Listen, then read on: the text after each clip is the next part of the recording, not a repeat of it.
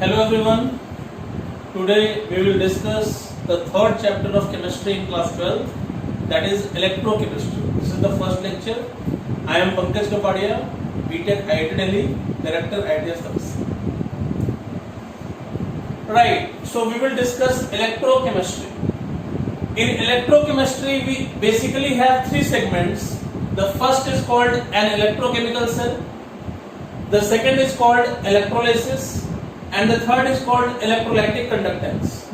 So if we go through these three sub parts, you can say the first is electrochemical cell, the second is electrolysis, and the third is electrolytic conductance. So these two topics are relatively very easy and they will require a little bit lesser time. So first of all, we will focus on the strongest part, the toughest, so-called toughest part, called as the electrochemical cell. So first of all, we would like to know what is an electrochemical cell. Electrochemical cell hota kya hai? So the definition says a cell in which chemical energy is converted into electrical energy. एक ऐसा cell, एक ऐसी battery जिसमें chemical energy convert होती है electrical energy में, यानी कि केमिकल रिएक्शन से इलेक्ट्रिसिटी प्रोड्यूस होता है, ऐसे सेल को हम लोग कहते हैं इलेक्ट्रोकेमिकल सेल। अब आप लोग सोचिए कि कौन सा ऐसा रिएक्शन हो सकता है जिससे इलेक्ट्रिसिटी प्रोड्यूस हो सकती हो, तो आपको आंसर बहुत आसानी से मिल जाएगा कि रेडॉक्स रिएक्शन ही एक ऐसा रिएक्शन है जिसके थ्रू इलेक्ट्रिसिटी मिल सकती है, क्योंकि इलेक्ट्रिसिटी का मतलब फ्लो ऑफ चार्ज, चार्ज का मतलब इलेक्ट्रॉन, तो इलेक्ट्रॉन का ट्रांसफर, आपको पता होगा कि ऑक्सीडेशन का मतलब लॉस ऑफ इलेक्ट्रॉन्स और रिडक्शन का मतलब गेन ऑफ इलेक्ट्रॉन्स। तो बेसिकली इलेक्ट्रोकेमिकल सेल में क्या करेंगे हम लोग, केमिकल रिएक्शन से इलेक्ट्रिसिटी प्रोड्यूस करेंगे, और वहां पर कौन सा केमिकल रिएक्शन होगा, रेडॉक्स रिएक्शन। सेकेंडली, अगर हम इलेक्ट्रोलाइटिक सेल की बात करें तो वो ठीक उल्टा, इलेक्ट्रोकेमिकल सेल में क्या होता था कि केमिकल रिएक्शन से इलेक्ट्रिसिटी प्रोड्यूस हो रही थी, यहां पर उल्टा होगा, a cell in which electrical energy is converted into chemical energy is called an electrolytic cell, यानी कि यहां पर इलेक्ट्रिसिटी सप्लाई करा के हम केमिकल रिएक्शंस कराएंगे, यानी कि उल्टा, वहां पर केमिकल रिएक्शन से इलेक्ट्रिसिटी प्रोड्यूस हो रही थी, यहां पर इलेक्ट्रिसिटी सप्लाई करा के हम केमिकल रिएक्शंस कराएंगे, ऐसे सेल को हम कहेंगे electrolytic cell. So we will discuss electrochemical cell in detail. All right, so now we will discuss what happens exactly in an electrochemical cell. See, in an electrochemical cell we have two electrodes, basically two compartments, one compartment and the other compartment. One is called anode and the other is called cathode. So what we'll go with, anox, red cap. Anox reflects कि anode पर oxidation हो and red cat is cathode पर reduction हो. So basically there are two electrodes. I have given example of zinc and copper electrodes. This is a zinc electrode which is dipped in an aqueous zinc sulfate solution, and this is a copper electrode dipped in an aqueous copper sulfate solution, and this blue thing is called as a salt bridge. What is it? I'll tell you. So what actually happens कि when we take a zinc electrode dipped in a zinc sulfate solution and when we take a copper electrode in a copper sulfate solution and we connect it with a salt bridge, what happens when we join these two electrodes by an external wire and we put up a small bulb over there, the bulb lights up. That means this wire has some electric current, and you all know electric current is generated only when there is a potential difference. So that means these two electrodes do have a potential difference. So normally what happens, electron travels from anode to cathode in the external circuit, and therefore the current will travel from cathode to anode in the external circuit.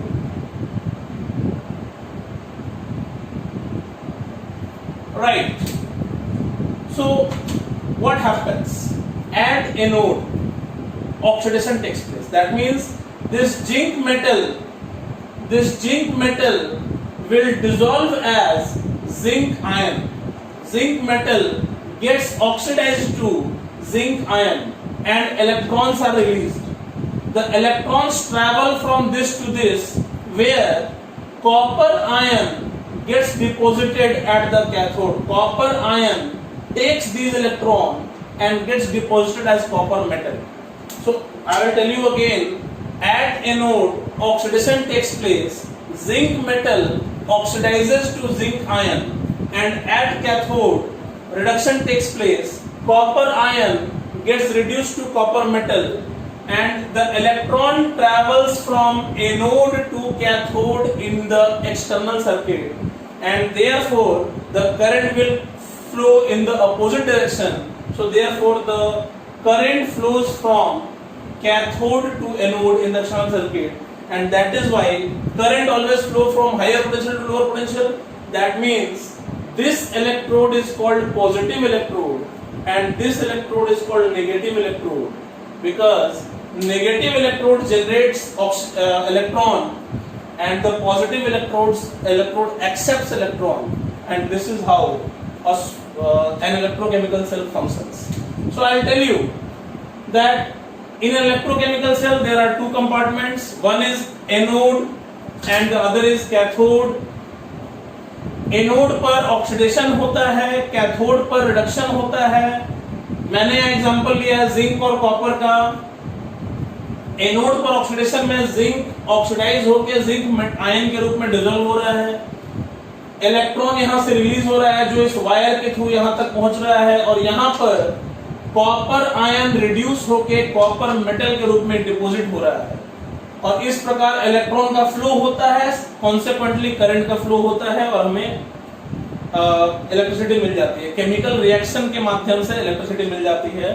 अगर हम बात करें anode पर क्या हो रहा है तो जिंक का ऑक्सीडेशन हो रहा है, कैथोड पर क्या हो रहा है तो कॉपर का रिडक्शन हो रहा है. तो अगर मैं नेट सेल रिएक्शन की बात करूं तो जिंक का ऑक्सीडेशन और कॉपर का रिडक्शन.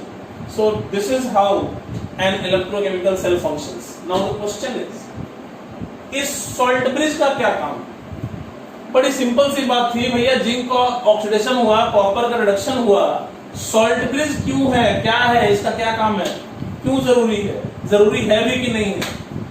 तो सॉल्ट ब्रिज में जैसा कि नाम है इसका सॉल्ट ब्रिज, एक इन्वर्टेड यू-ट्यूब है, ये ब्रिज का काम कर रहा है और इसके अंदर सॉल्ट है. तो अगर इसके अंदर सॉल्ट है तो सबसे पहला क्वेश्चन ये उठता है कि सॉल्ट ब्रिज का यूज क्या है, क्यों जरूरत है हमें सॉल्ट ब्रिज की. सो यहां मैंने एक्सप्लेन किया है uses of the salt bridge. पहला, to maintain electrical neutrality in both the compartments. दोनों कंपार्टमेंट्स को इलेक्ट्रिकली न्यूट्रल रखने का काम है इसका. कैसे, जरा सोचिए. यहां पर जिंक ऑक्सीडाइज हुआ तो इस सॉल्यूशन में जिंक कैटायन, जिंक आयन बढ़ गया, यानी कि ये सॉल्यूशन पॉजिटिवली चार्ज हो गया. अब ये इलेक्ट्रॉन को जाने नहीं देगा. इस सॉल्यूशन में कॉपर आयन घट गया, यानी कि कैटायन घट गया, तो ये सॉल्यूशन नेगेटिवली चार्ज हो गया, तो ये इलेक्ट्रॉन को आने नहीं देगा. सो ये सॉल्यूशन पॉजिटिवली चार्ज हो गया, ये सॉल्यूशन नेगेटिवली चार्ज हो गया. तो सॉल्ट ब्रिज क्या करता है? सॉल्ट ब्रिज में होता है सॉल्ट, और सॉल्ट में जैसे कि हम जानते हैं एक कैटायन होता है, कैनायन होता है. तो सॉल्ट ब्रिज क्या करता है कि अपना एनायन इस तरफ भेज देता है और अपना कैटायन इस तरफ भेज देता है, जिससे कि इधर पॉजिटिव चार्ज बढ़ा था तो एनायन आने से ये न्यूट्रल हो गया, और इधर पॉजिटिव चार्ज घटा था तो कैटायन आने से ये न्यूट्रल हो गया. सो देयरफॉर इस प्रकार ये क्या करता है, पहला काम इसका दोनों सॉल्यूशन को इलेक्ट्रिकली न्यूट्रल रखता है, और दूसरा काम ये पहले काम के द्वारा ही हो जाता है. To complete the internal circuit. आपको पता है कि करंट तभी फ्लो करता है जब सर्किट कंप्लीट हो, तो ये एक्सटर्नल सर्किट तो है, इंटरनल सर्किट को भी कंप्लीट कर देता है. तो सॉल्ट ब्रिज का दो काम, इफेक्टिवली एक ही काम उससे दोनों हो जाता है. क्या? दोनों सॉल्यूशन को वो इलेक्ट्रिकली न्यूट्रल रखता है और इसी प्रकार इंटरनल सर्किट को वो कंप्लीट कर देता है. तो बेसिकली इलेक्ट्रिकली न्यूट्रल कैसे रखता है? हमने अभी देखा था कि ऑक्सीडेशन होने के कारण एनोड के कंपार्टमेंट में जो सॉल्यूशन है वो पॉजिटिवली चार्ज हो गया था, तो सॉल्ट अपना एनायन इधर भेज देगा जिससे कि वो न्यूट्रल हो जाए, और रिडक्शन के कारण कैथोड वाले कंपार्टमेंट में पॉजिटिव चार्ज घट गया था, तो वो अपना कैटायन उधर भेज देगा जिससे कि वो भी न्यूट्रल हो जाए, और इस प्रोसेस में सर्किट भी कंप्लीट करता है। तो ये था यूज सॉल्ट ब्रिज का। अब दूसरा सवाल ये भी मन में आता है कि सॉल्ट ब्रिज में जो सॉल्ट यूज करते हैं, क्या कोई भी सॉल्ट यूज कर लेंगे या उस सॉल्ट की कुछ खास प्रॉपर्टीज होंगी? तो इसका भी आंसर है properties of the salt use. जो सॉल्ट हम यहाँ सॉल्ट ब्रिज में यूज करेंगे उसकी प्रॉपर्टीज क्या होंगी? तो पहली property, the ionic mobility of the cation and the anion should be similar. ध्यान दीजिएगा, कैटायन और सॉल्ट ब्रिज में सॉल्ट है, सॉल्ट में कैटायन और एनायन दोनों होगा, तो कैटायन और एनायन दोनों की आयनिक मोबिलिटी सिमिलर होनी चाहिए। सिमिलर क्यों होनी चाहिए?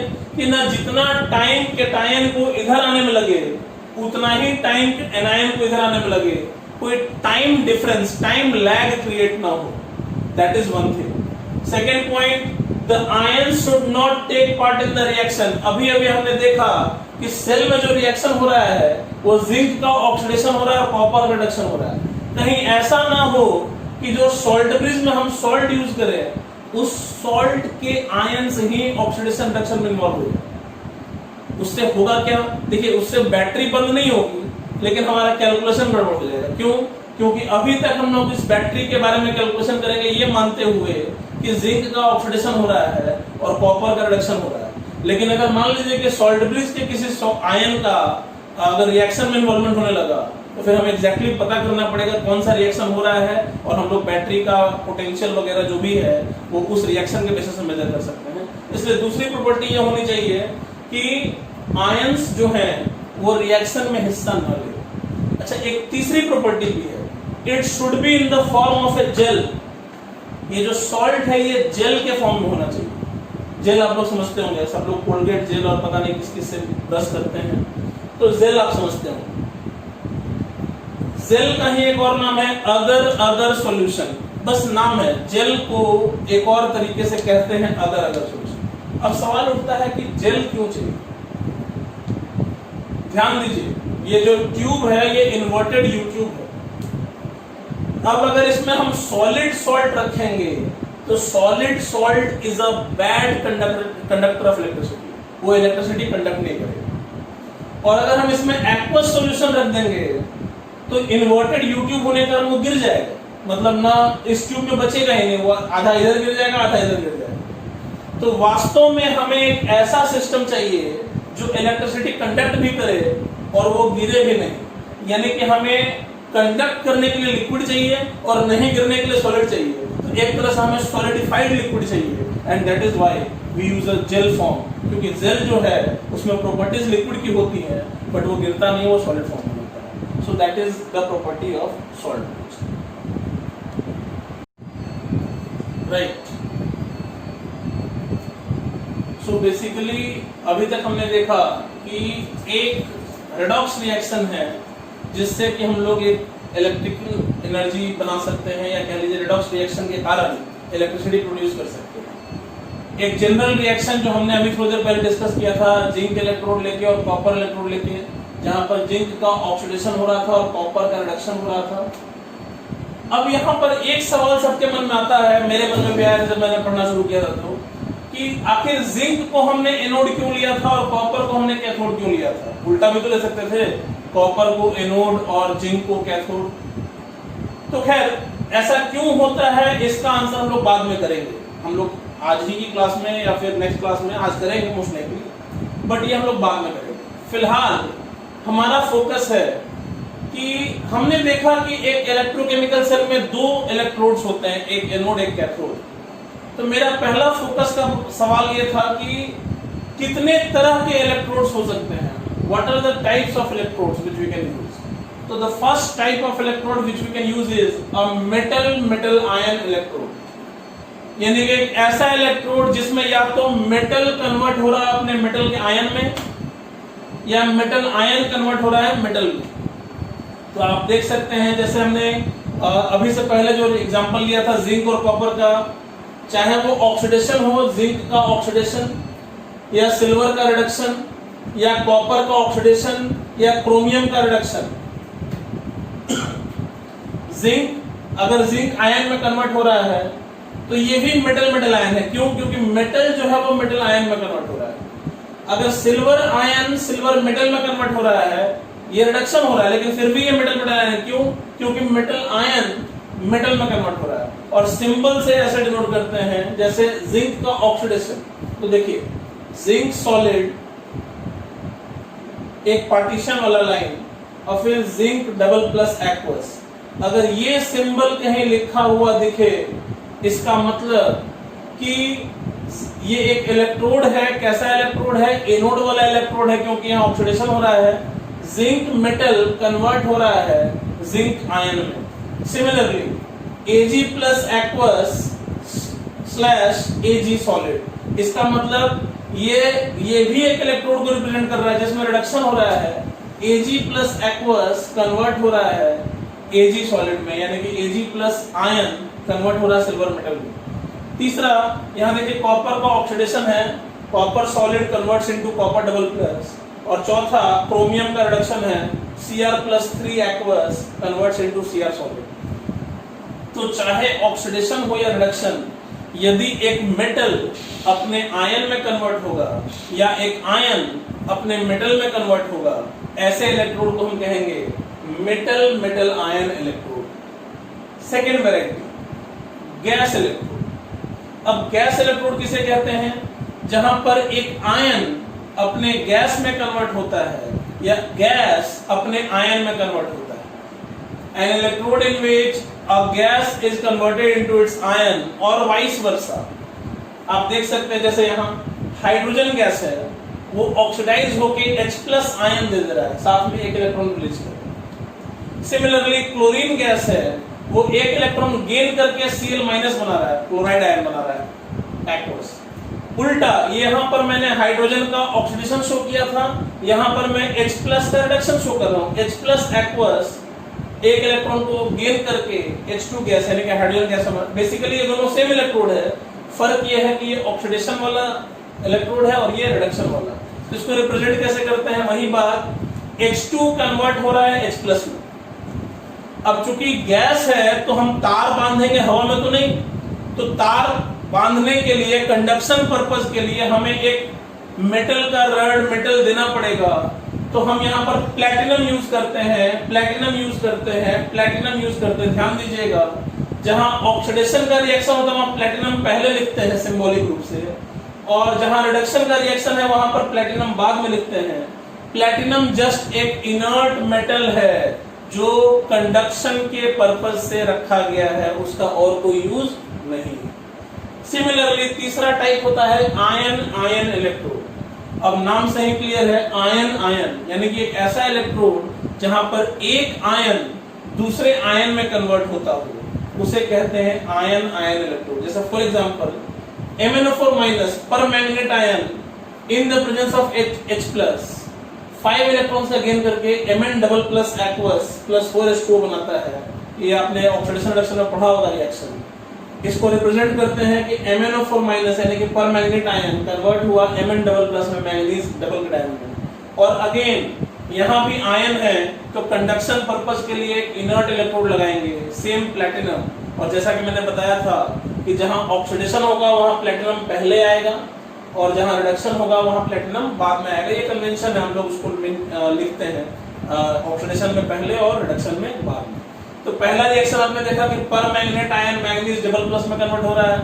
दूसरा reaction Fe++ ferrous ion Fe++ में फेरिक आयन में कन्वर्ट हो रहा है। तो यहाँ पर एक इलेक्ट्रॉन का लॉस कर रहा है, यहाँ पर इलेक्ट्रॉन का गेन हुआ था इसलिए ये रिएक्शन था। यहाँ पर एक इलेक्ट्रॉन का लॉस हुआ यानी कि ऑक्सीडेशन रिएक्शन है। और यहाँ पर जैसे एक एग्जांपल देख सकते हैं Cr2O7- यानी कि dichromate ion in presence of H+, वो 2Cr+3 यानी कि क्रोमियम ट्रिपल कैटायन +7H2O बनाता है। यहाँ पर भी रिडक्शन हो रहा है और प्लैटिनम सबसे एंड में। Okay, now we will discuss cell notation. तो सबसे पहले सेल नोटेशन की बात करें तो जैसा मैंने आपको बताया था कि एक इलेक्ट्रोड को रिप्रेजेंट करने का तरीका है इस तरह से कुछ। जैसे याद कीजिए मैंने पहला जो इलेक्ट्रोकेमिकल सेल बताया था जिसमें जिंक इलेक्ट्रोड को एनोड के रूप में यूज किया था और कॉपर इलेक्ट्रोड को कैथोड के रूप में यूज किया था। तो वो दो बड़े बड़े कंपार्टमेंट्स और सॉल्ट ब्रिज ये सब दिखाने की जरूरत नहीं है।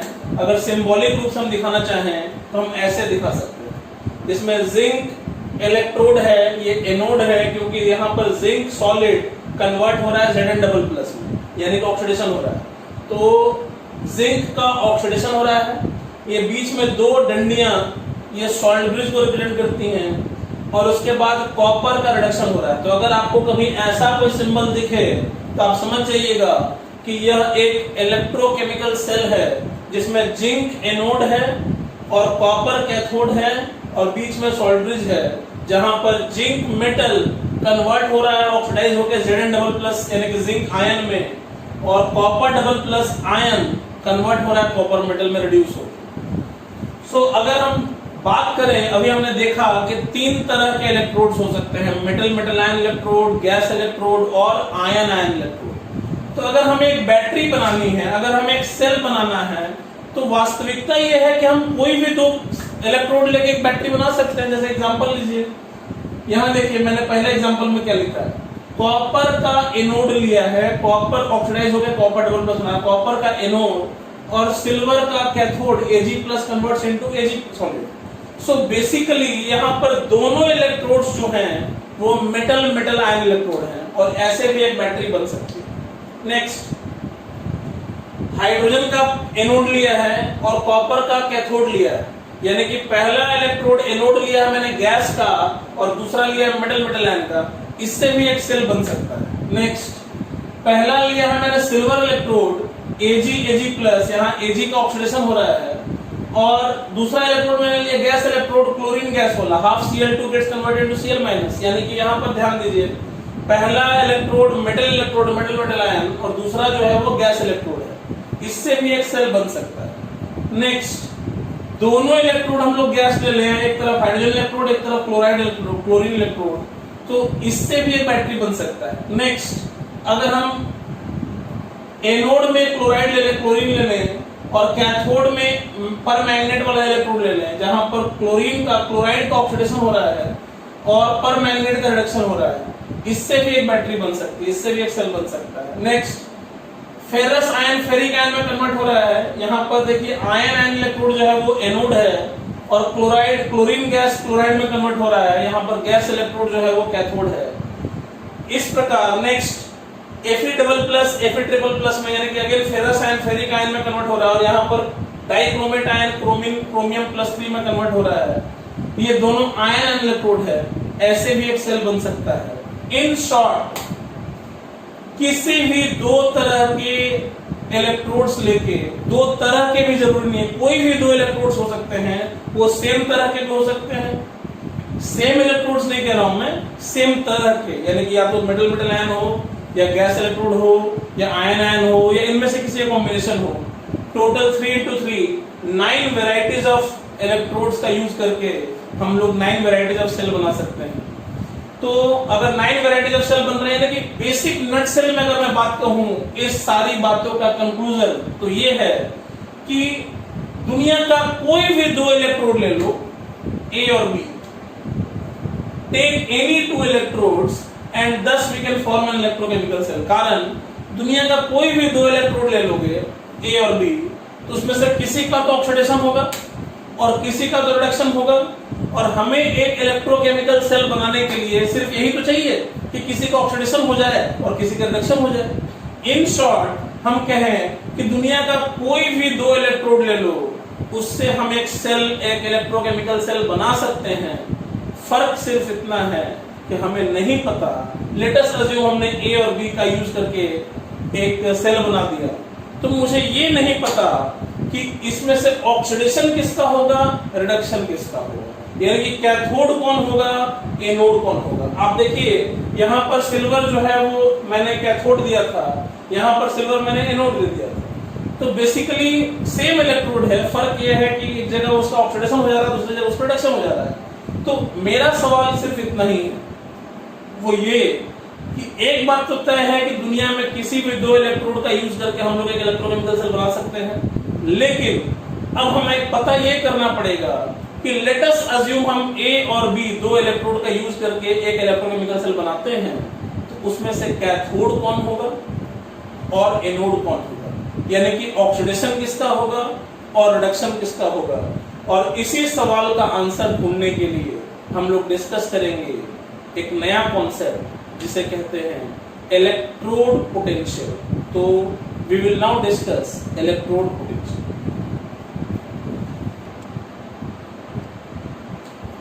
Right, so now we will discuss electrode potential. Electrode potential को हम सिंबल कैपिटल ई से डिनोट करते हैं।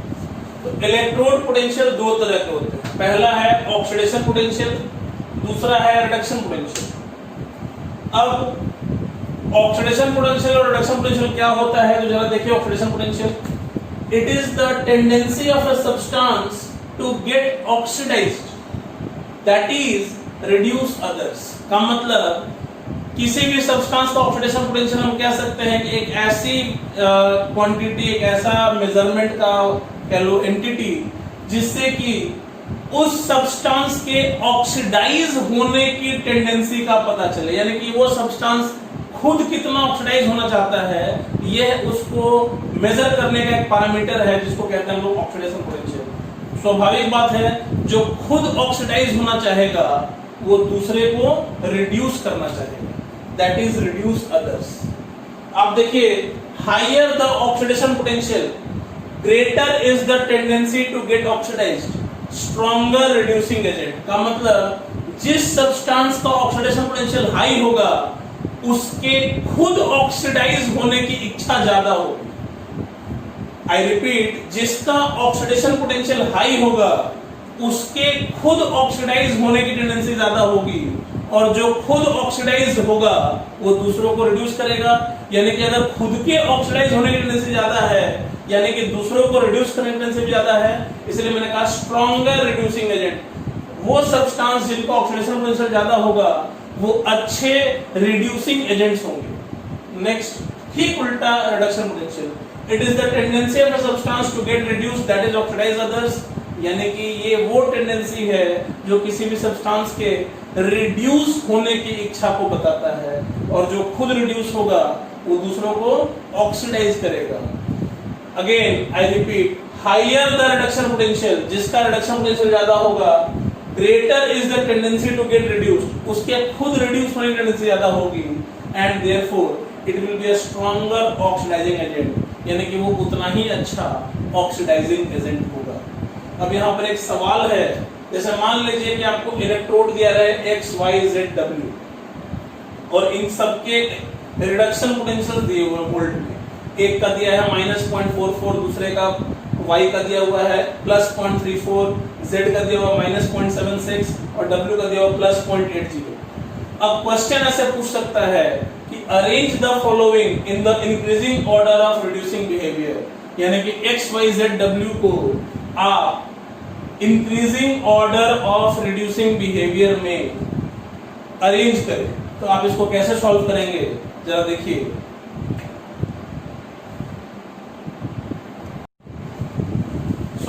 इसी सवाल को पूछने के दो और तरीके हो सकते हैं। जैसे यहां पर मैंने कहा है X विल ऑक्सीडाइज किसको किसको, रिड्यूस किसको किसको, Y विल ऑक्सीडाइज किसको किसको, रिड्यूस किसको किसको, Z will oxidize किसको किसको, reduce किसको किसको, and similarly W will oxidize किसको किसको and reduce किसको किसको। Now the question is, हमें दिया हुआ है electrode X, Y, Z, W और उनका रिडक्शन पोटेंशियल। अच्छा, इसी बात को ऐसे भी पूछ सकता है, X, Y, Z, W के साथ ये 6 रिएक्शंस बना दिए गए और इनमें से पूछा गया इनमें से कौन से रिएक्शंस फिजिबल होंगे।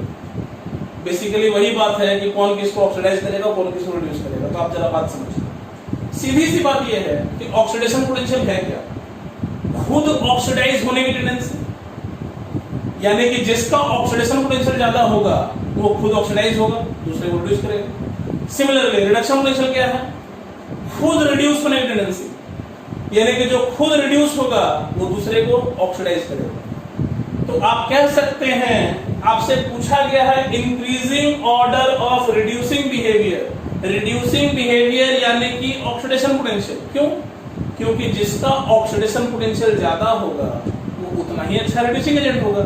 यानी कि एक तरह से आपसे increasing order of oxidation potential पूछा है, या उल्टा मान सकते हैं decreasing order of reduction potential पूछा है। तो रिडक्शन पोटेंशियल आपको दिया हुआ है, उसका डिक्रीजिंग ऑर्डर आप लिख सकते हैं W is less than Y is less than X is less than Z। यानी कि सबसे अच्छा रिड्यूसिंग एजेंट Z है जो सबको रिड्यूस कर दे। क्यों? क्योंकि इसका रिडक्शन पोटेंशियल सबसे कम है। और सबसे अच्छा ऑक्सीडाइजिंग एजेंट है W जो सबको ऑक्सीडाइज कर देगा, क्योंकि उसका रिडक्शन पोटेंशियल हाईएस्ट है, वो खुद रिड्यूस होगा। यानी कि W हमेशा रिड्यूस होगा और Z हमेशा ऑक्सीडाइज होगा। तो पहले तो यहां आंसर मिल गया, W हमेशा रिड्यूस होगा यानी कि वो सबको ऑक्सीडाइज करेगा, रिड्यूस किसी को नहीं करेगा। अच्छा, Z हमेशा ऑक्सीडाइज होगा यानी कि सबको रिड्यूस करेगा। Z हमेशा ऑक्सीडाइज होगा यानी कि सबको रिड्यूस करेगा। अच्छा, सवाल ये है, हमने पहले ही बताया था कि Z हमेशा ऑक्सीडाइज होगा,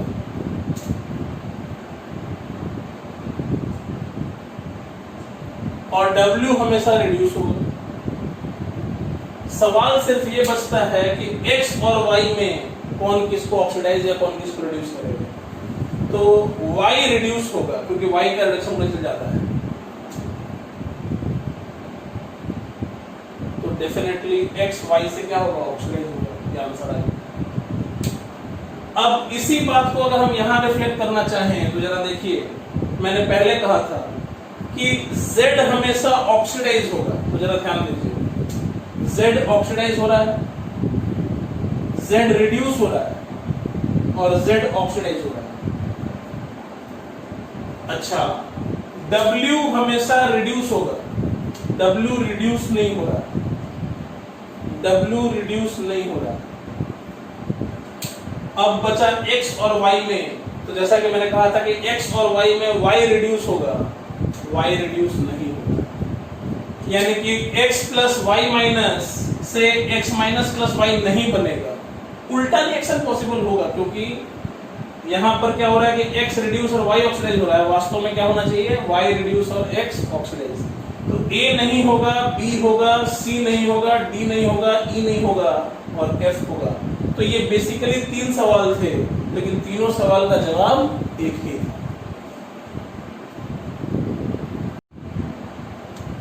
now we will discuss standard electrode potential, जिसे हम कहते हैं E नॉट, E के ऊपर एक 0 E not. Standard electrode potential किसे कहते हैं? तो ये लॉजिक देता है कि भाई the definition says the electrode potential under standard conditions. हम पहले ही बता चुके हैं कि इलेक्ट्रोड पोटेंशियल दो तरह के होते हैं, एक रिडक्शन पोटेंशियल, एक ऑक्सीडेशन पोटेंशियल। तो स्टैंडर्ड वर्ड सिर्फ एडिशनल ऐड हो जाएगा, जैसे स्टैंडर्ड रिडक्शन पोटेंशियल या स्टैंडर्ड ऑक्सीडेशन पोटेंशियल। एनीवे, तो स्टैंडर्ड इलेक्ट्रोड पोटेंशियल किसे कहते हैं कि the electrode potential under standard conditions. Standard conditions में जब हम किसी इलेक्ट्रोड का पोटेंशियल मेजर करते हैं उसे कहते हैं standard electrode potential. For example, वो स्टैंडर्ड कंडीशंस कहेंगे किसे? सबसे पहली बात, स्टैंडर्ड कंडीशंस का मतलब कि जब टेम्परेचर 25 डिग्री सेंटीग्रेड यानी कि 298 केल्विन, किसी भी आयन का कंसंट्रेशन 1 मोल पर लीटर हो और किसी भी गैस का पार्शियल प्रेशर 1 एटमॉस्फेयर हो, इसे हम लोग कहते हैं स्टैंडर्ड कंडीशन। और इस कंडीशन में किसी भी इलेक्ट्रोड का जो इलेक्ट्रोड पोटेंशियल होगा उसे कहेंगे स्टैंडर्ड इलेक्ट्रोड पोटेंशियल। अब जहां भी बात पोटेंशियल की आती है तो कहीं ना कहीं हमें एक रेफरेंस पॉइंट लेना पड़ता है। जैसे याद कीजिए, हम कहते हैं कि इसका पोटेंशियल एनर्जी mgh है। कब? जब हम मानते हैं कि अर्थ के सरफेस पे पोटेंशियल एनर्जी 0 है। इसी प्रकार हम किसी का भी पोटेंशियल, फॉर दैट मैटर अगर आप लोग 12th में हैं तो आपने पढ़ा होगा इलेक्ट्रिक चार्ज का potential k q/r plus minus जो भी, तो वो भी कब, जब हम मानते हैं कि इनफाइनाइट डिस्टेंस पर वो जीरो होता है तब। या पोटेंशियल एनर्जी की बात करें तो k q1 q2/r प्लस या माइनस, वो डिपेंड करता है कि फोर्स अट्रैक्टिव है रिपल्सिव, चार्ज पॉजिटिव है या नेगेटिव, बट वो कब, जब वो हम मानते हैं कि इनफाइनाइट दूरी पे वो जीरो है तब। यानी कि जहां भी पोटेंशियल की बात करते हैं तो कहीं ना कहीं एक रेफरेंस पॉइंट हमें लेना पड़ता है और वहां से ऊपर या नीचे हम मेजर करते हैं। तो सिमिलरली assumption क्या है कि द स्टैंडर्ड हाइड्रोजन इलेक्ट्रोड उसका पोटेंशियल जीरो, यानी कि एक ऐसा इलेक्ट्रोड जिसमें हाइड्रोजन गैस का पार्शियल प्रेशर 1 एटमॉस्फेयर हो और कंसंट्रेशन ऑफ H+ आयन 1 मोल पर लीटर हो और टेम्परेचर 25 डिग्री सेंटीग्रेड। ऐसे कंडीशन में जो हम हाइड्रोजन इलेक्ट्रोड लेते हैं उसका पोटेंशियल जीरो लिया जाता है। और ये ध्यान रहे कि ये जस्ट एक एजम्पशन है। आईआईटी ये भी सवाल पूछ चुका है कि हाइड्रोजन इलेक्ट्रोड का स्टैंडर्ड पोटेंशियल जीरो होता है, क्यों? ऑप्शंस थे बहुत सारे कि वो पीरियोडिक टेबल का पहला एलिमेंट है, वो अल्कली मेटल और हैलोजेंस दोनों की तरह बिहेव करता है, वो मोस्ट कॉमन एलिमेंट है, वगैरह वगैरह। और चौथा ऑप्शन है जो भी लास्ट ऑप्शन ये भी था कि ये सिर्फ एक मान्यता है, it is just an assumption. तो सच्चाई यही है, it is just an assumption. और अब ध्यान दीजिए, ऑक्सीडेशन पोटेंशियल रिडक्शन पोटेंशियल का नेगेटिव होता है क्योंकि रिएक्शन ही उल्टा हो गया। अगर आप सोचें जिंक का ऑक्सीडेशन, तो वहां जो रिएक्शन होगा और जिंक का रिडक्शन, तो यहां जो रिएक्शन होगा, ये रिएक्शन ही एक दूसरे का रिवर्स है। इसका मतलब कि oxidation potential will be negative of reduction potential. तो आज के बाद यदि हम किसी भी इलेक्ट्रोड का स्टैंडर्ड ऑक्सीडेशन पोटेंशियल पॉजिटिव पाते हैं, इसका मतलब ये है कि हाइड्रोजन की तुलना में उसके ऑक्सीडाइज होने की टेंडेंसी ज्यादा है। और डेफिनेटली अगर उसका ऑक्सीडेशन पोटेंशियल पॉजिटिव होगा तो रिडक्शन पोटेंशियल क्या होगा? नेगेटिव होगा। सिमिलरली अगर किसी इलेक्ट्रोड का रिडक्शन पोटेंशियल पॉजिटिव पाते हैं, इसका मतलब हाइड्रोजन की तुलना में, स्टैंडर्ड हाइड्रोजन की तुलना में उस इलेक्ट्रोड के रिड्यूस होने की टेंडेंसी ज्यादा होगी। डेफिनेटली उसका रिडक्शन पोटेंशियल अगर पॉजिटिव है तो ऑक्सीडेशन पोटेंशियल क्या होगा? नेगेटिव होगा। तो मैंने वही कहा कि oxidation potential is the negative of reduction potential. Example के लिए मैंने दिया ये देखिए, जिंक का स्टैंडर्ड ऑक्सीडेशन पोटेंशियल होता है प्लस 0.76 वोल्ट्स, तो जिंक का स्टैंडर्ड रिडक्शन पोटेंशियल हो जाएगा माइनस 0.76 वोल्ट्स। लेकिन चूंकि हाइड्रोजन की बात करें तो उसका जीरो होता है, तो हाइड्रोजन का हम ऑक्सीडेशन पोटेंशियल लिखे स्टैंडर्ड कंडीशन में या रिडक्शन पोटेंशियल लिखे, वो दोनों जीरो होगा, क्योंकि प्लस जीरो या माइनस जीरो एक ही बात है। Zero is non positive non negative, उसमें प्लस लगाया जाए या माइनस लगाया जाए उसको मीनिंग नहीं। नेक्स्ट एक बात और मैं एक्सप्रेस करना चाहता हूँ बहुत इंपॉर्टेंट तरीके से, वो ये कि अगर कभी भी आपको ऑक्सीडेशन पोटेंशियल दिया रहे, कहते हैं कि ऑक्सीडेशन पोटेंशियल का मतलब ऑक्सीडेशन पोटेंशियल, अगर आपको कह दे कि रिडक्शन पोटेंशियल का मतलब रिडक्शन पोटेंशियल, और अगर आपको कभी इलेक्ट्रोड पोटेंशियल कहते हैं, इलेक्ट्रोड पोटेंशियल, और ये ना बताए कि ये इलेक्ट्रोड का रिडक्शन पोटेंशियल है या इलेक्ट्रोड का ऑक्सीडेशन पोटेंशियल है, सिर्फ कहे इलेक्ट्रोड पोटेंशियल, जैसे कि कह दे आपको कि एक्स इलेक्ट्रोड का इलेक्ट्रोड पोटेंशियल है 2 वोल्ट्स, इसका साफ मतलब है अगर वो कहता कि X का ऑक्सीडेशन पोटेंशियल है 2 वोल्ट्स, का मतलब ऑक्सीडेशन पोटेंशियल होता 2 वोल्ट्स। अगर वो कहता कि X का रिडक्शन पोटेंशियल है 2 वोल्ट्स, का मतलब है कि वो उसका रिडक्शन पोटेंशियल होता 2 वोल्ट्स। अगर वो कह रहा है कि X का इलेक्ट्रोड पोटेंशियल है 2 वोल्ट्स, इसका मतलब बाय डिफॉल्ट आप इलेक्ट्रोड पोटेंशियल को रिडक्शन पोटेंशियल मान लेंगे। यानी कि अगर कभी ये क्लियर ना करे कि ये जो इलेक्ट्रोड का पोटेंशियल दिया है ये ऑक्सीडेशन पोटेंशियल है या रिडक्शन पोटेंशियल है, तो बाय डिफॉल्ट हम लोग रिडक्शन पोटेंशियल कंसीडर कर लेते हैं। अब एक चीज और बताना चाहूंगा मैं आपको इस पूरे डिस्कशन का निष्कर्ष, वो ये कि हम लोग ढूंढ रहे थे आंसर इस बात का कि किसी भी दो इलेक्ट्रोड का यूज करके बैटरी तो बना सकते हैं, लेकिन उस ए और बी में से कैथोड कौन होगा और एनोड कौन होगा। तो कहने की बात बहुत क्लियर है, कैथोड पर क्या होता है रिडक्शन और एनोड पे क्या होता है ऑक्सीडेशन। तो जिसका रिडक्शन पोटेंशियल ज्यादा होगा वो कैथोड, जिसका रिडक्शन पोटेंशियल ज्यादा होगा वो कैथोड होगा, तो जिसका ऑक्सीडेशन पोटेंशियल ज्यादा होगा वो एनोड होगा। सिमिलरली जिसका रिडक्शन पोटेंशियल कम होगा वो एनोड होगा और जिसका ऑक्सीडेशन पोटेंशियल कम होगा वो कैथोड होगा। तो बड़ी सीधी सी बात है कि चूंकि कैथोड पे होता है रिडक्शन, तो जिसके रिड्यूस होने की इच्छा ज्यादा होगी वो कैथोड होगा। जैसे याद कीजिए जिंक और कॉपर में हमने एग्जांपल लिया था, तो हमने जिंक को एनोड बनाया था और कॉपर को कैथोड। क्यों? क्योंकि कॉपर का स्टैंडर्ड रिडक्शन पोटेंशियल होता है 0.34 वोल्ट और जिंक का -0.76 वोल्ट। तो कॉपर कैथोड होगा क्योंकि उसका रिडक्शन पोटेंशियल ज्यादा है और जिंक एनोड होगा क्योंकि उसका रिडक्शन पोटेंशियल कम है। तो सीधी सी बात, कैसे पता करेंगे किसका ऑक्सीडेशन किसका रिडक्शन, कौन कैथोड कौन एनोड। तो बड़ा सिंपल सा आंसर है, जिसका ऑक्सीडेशन ज्यादा, जिसका ऑक्सीडेशन पोटेंशियल ज्यादा वो एनोड, या कह लीजिए जिसका रिडक्शन पोटेंशियल ज्यादा वो कैथोड। सिमिलरली जिसका रिडक्शन पोटेंशियल कम वो एनोड और जिसका ऑक्सीडेशन पोटेंशियल कम वो कैथोड। मतलब ज्यादा लंबा चौड़ा ना करके अगर उसको सिंपलनेस में याद रखें, रिडक्शन पोटेंशियल ज्यादा मतलब कैथोड बात करते हैं। अब एक और बात हमने सीखी कि स्टैंडर्ड कंडीशन में हाइड्रोजन इलेक्ट्रोड का इलेक्ट्रोड पोटेंशियल 0 होता है। अब 0 है तो हम +0 कहें या -0 कहें बात बराबर, यानी कि उसका स्टैंडर्ड ऑक्सीडेशन पोटेंशियल भी 0 होता है और स्टैंडर्ड रिडक्शन पोटेंशियल भी 0 होता है। अब आज के बाद अगर हमसे कोई कहता है कि किसी का भी रिडक्शन पोटेंशियल पॉजिटिव है, इसका मतलब हाइड्रोजन की तुलना में उसके रिड्यूस होने की टेंडेंसी ज्यादा है।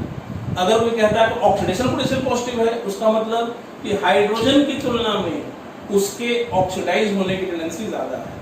तो ये जो सवाल था कि ए और बी में से कौन ऑक्सीडाइज होगा, कौन रिड्यूस होगा, कौन कैथोड होगा, कौन एनोड होगा, I hope we have answered कि the entity whose reduction potential is higher will be the cathode and the entity whose oxidation potential is higher will be the anode. Okay, from here onwards I will discuss in the next lecture.